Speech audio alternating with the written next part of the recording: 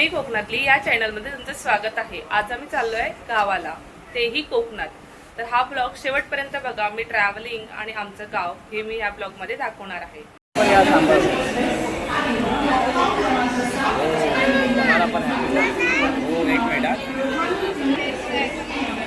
Kanya Express via Ratnagiri is expected on platform number 7 at 11:47 to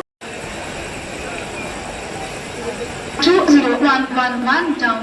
Chhatrapati Shivaji Maharaj terminus Madgaon Konkan Kanya express वाया रत्नागिरी थोड्याच वेळात platform क्रमांक 7 वर येत आहे। 20111 down Chhatrapati Shivaji Maharaj terminus Madgaon Konkan Kanya express वाया रत्नागिरी थोड़े ही समय में प्लेटफॉर्म क्रमांक 7 पर आ रही है।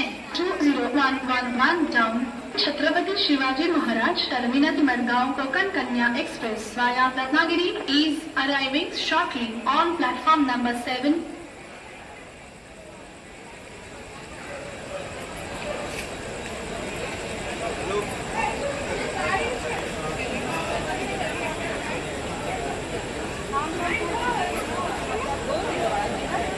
One 1057 down Chhatrapati Shivaji Maharaj terminal Amritsar express 12 वाजून 11 मिनिटांनी प्लॅटफॉर्म क्रमांक 5 वर अपेक्षित आहे। 1057 down Chhatrapati Shivaji Maharaj terminal Amritsar express 12:11 पर प्लेटफॉर्म क्रमांक 5 पर आने की संभावना है। 1057 down Chhatrapati Shivaji Maharaj terminal Amritsar express is expected on platform number 5।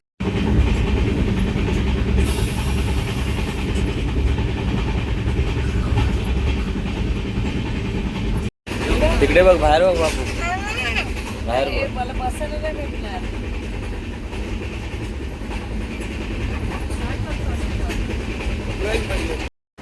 हिरवागार निसर्ग, झाडाझुडपं चालू झाली की कोकण जवळ आलं असं नक्कीच वाटतं। तर आता कणकवली जवळ आली आहे आणि आम्ही आता कणकवलीला उतरणार आहोत। कसलं छान हिरवगार वातावरण आहे। इथेच होतं ना कुठे?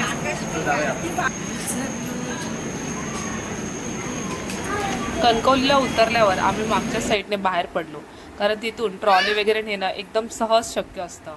आणि त्याच्यानंतर आम्हाला ऑटो पकडायची होती, त्याच्यामुळे तिथेच जवळ आम्ही ऑटो पकडली आणि आम्ही आता घरी चाललो आहे। गावी आल्यावर जवळ असल्यावर रिक्षात परवडते, कारण गाडीसाठी आणि वाट बघणं तेवढं शक्य नसतं।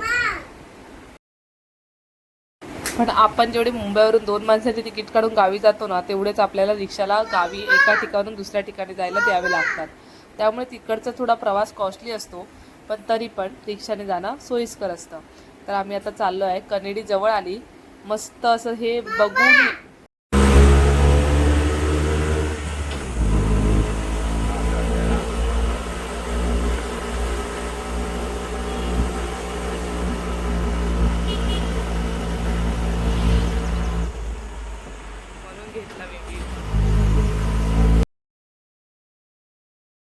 ही आहे कनेडी बाजारपेठ। इथे लागणार आम्हाला जे सामान लागतं ते आम्ही इथे खरेदी करायला यायचो।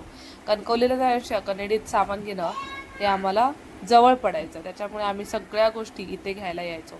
कनेडी आता एकदम गजबजून गेली आहे। बरीच वर्ष तर कनेडीत पण जायला वेळ मिळत नाही। 2 दिवसासाठी जातो तर गावी फिरण्यातच तिथे वेळ जातो। तर बघू शकता सगळ्या वस्तू आता कनेडीत मिळतात। त्यासाठीच लांब जायची। आम्ही आता इला आम्ही आता चाललोय नाटळला। नाटळ हे माझं सासर आहे, तर आम्ही तिकडे चाललोय आता। तर मस्त असं निसर्गरम्य वातावरण, कधी घरी पोहोचतोय असं झालंय। तर आता उतरलो फायनली, बाकीचे सगळे गेले माझ्या गावी पोहोचले आहे। निसर्गरम्य असं वातावरण आहे। इथे पाऊस पडून गेले असल्यामुळे मस्त असं गारवा आहे आणि थंडावा आहे। छानच वाटलेलं की गरमी होईल, पण खूप कमी आहे गरमी पाऊस पडल्यामुळे। तर चला फायनली पोचलो आणि स्वर्गात म्हणजे कोकणात आल्यावर तर भारीच वाटतं एकदम। आणि इथे किती राहिलं तरी कमीच वाटतं। आता समोर बघू शकता, हे आहे माझं घर। कोकणात म्हणजे कौलाची घरं खूप छान वाटतं ह्या घरामध्ये राहायला। आता घरी आल्यावर आमचं काम असतं ते साफसफाईचं। तर आमच्या घरी असं सारवण करावं लागतं. तर आम्ही गेल्यावरती थोडी साफसफाई केली, त्याच्यानंतर मी थोडंसं सारवण केलं. मी गावीच राहिलेली अगोदर असल्यामुळे मला सारवण सगळं येतं.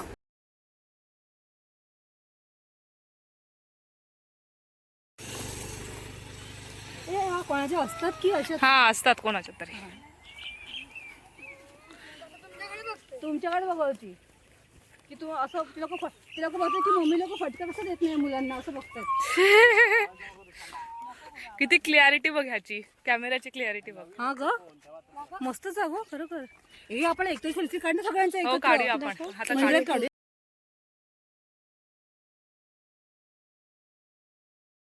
गावी आल्यावर आम्ही न चुकता आमच्या गावदेवाचं दर्शन घेतो, ते म्हणजे रामेश्वर माऊलीचं. तर आम्ही आता चाललोय दर्शनाला. तर आमच्यासोबत आमच्या ताई पण आहेत आणि त्यांचे मुलं पण आहेत, अनया कविश पण आहे. तर आम्ही सगळे चाललोय. तर वाटेत जाताना आम्ही असे करवंद, आंबे मस्त सगळं बघत गेलो. मुंबईला जे आम्ही विकत घेतो, ज्या गोष्टी बघून बघून घ्याव्या लागतात, ते गावी असे एकदम कचऱ्यासारखं पडलेले खूप सारे आंबे होते. तर आम्ही सगळं बघत बघत रामेश्वर मंदिरात गेलो.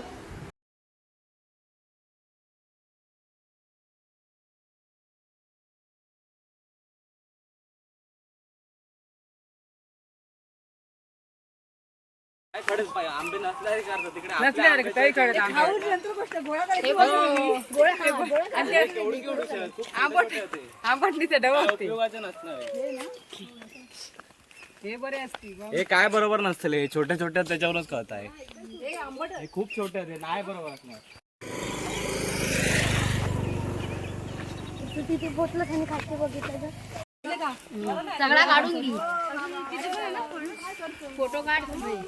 हे कैरी आहे ना. ए इकडे बघ रे.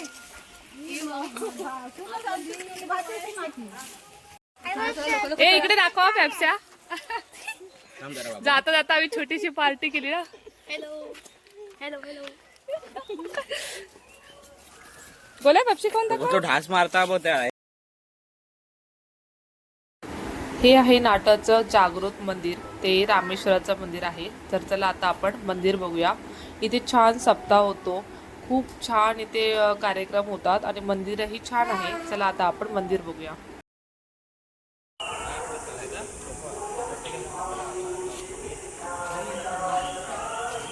हे नवीन बनवलं. हा नाही तेच आहे, पहिलं होतं ना.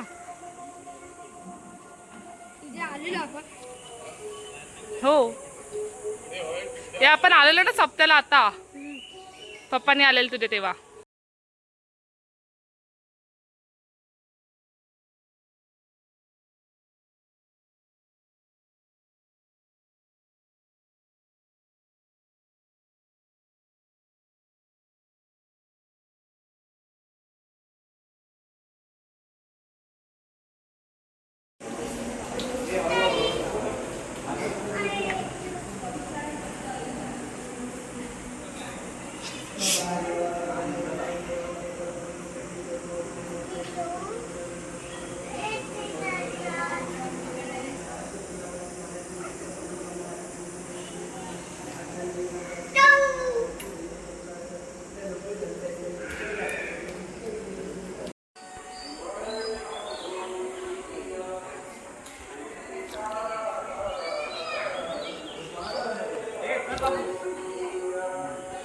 मंदिर फिरून झाल्यावर, दर्शन झाल्यावर आम्ही थोडे फोटोशूट केले आणि मग घरी निघालो. संध्याकाळ झाली असल्यामुळे पटापट आम्ही घरी गेलो.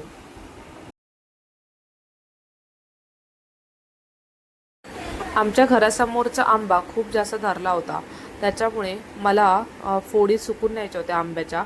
मग आंब्याच्या फोडी जेव्हा आपण मीठ हळद घालून जे सुकून नेतो ना, तेव्हा त्याचं छान आपण काहीही करू शकतो. म्हणजे लोणचं करू शकतो, कधीतरी आपण डाळीत टाकू शकतो किंवा असंचही खाऊ शकतो. खूप छान राहतात त्या, टिकतातही. 1-2 वर्ष आरामात टिकतात, व्यवस्थित जर तुम्ही सुकून नेला तर. त्याच्यासाठी मी आंब्याच्या अशा मोठ्या मोठ्या फोडी केल्या आहेत. कारण काय होतं, जेव्हा आंब्याच्या फोडी सुकतात तेव्हा त्या अजून छोट्या होतात, त्याच्यामुळे त्या मोठ्या मोठ्या केल्या.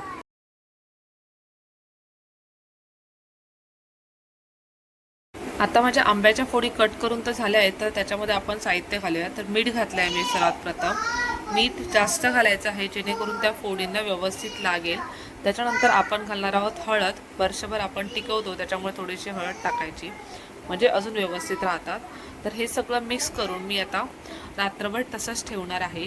एक लक्षात घेण्याची गोष्ट म्हणजे न विसरता हे करा, कारण हे न केलात नाही तर तुमचा टोप वगैरे खराब होऊ शकतो. तर टोपात वगैरे हे ठेवायचं नाही आहे. हे एका प्लास्टिकच्या भांड्यांमध्येच फोडी मिक्स करून ठेवायचे आहे. मीठ असल्यामुळे आपले जर्मनचे टोप वगैरे खराब होतात, त्याच्यामुळे ह्याला प्लास्टिकच्या भांड्यात मिक्स करून ह्याला रात्रभर ठेवायचं. म्हणजेच व्यवस्थित त्याला मीठ लागतं आणि दुसऱ्या दिवशी त्याला सुकत घालायचं.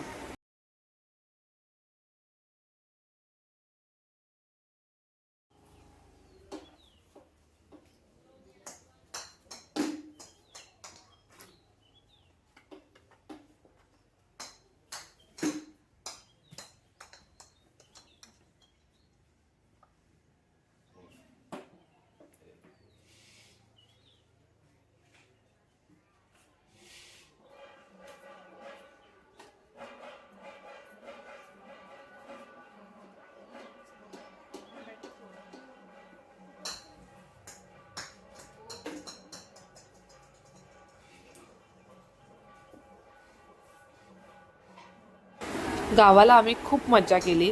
अजून काय काय मजा केली हे सगळं मी तुम्हाला दाखवणार आहे. तर व्हिडिओ शेवटपर्यंत बघितल्याबद्दल धन्यवाद. अजून एक ब्लॉग आहे, आम्ही माळावरती गेलेलो. तर माळावरती आम्ही काय काय मजा केली, गावरान मेवा कसा काढला, हे सगळं मी त्या ब्लॉगमध्ये दाखवलं आहे. त्याच्यामुळे तो दुसरा ब्लॉगही नक्की बघा. मी 2-3 दिवसात तोही ब्लॉग टाकेन.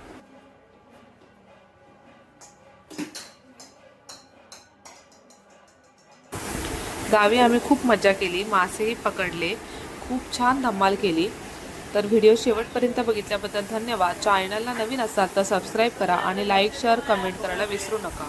चला तर मग भेटूया अशाच एका नवीन व्हिडिओमध्ये.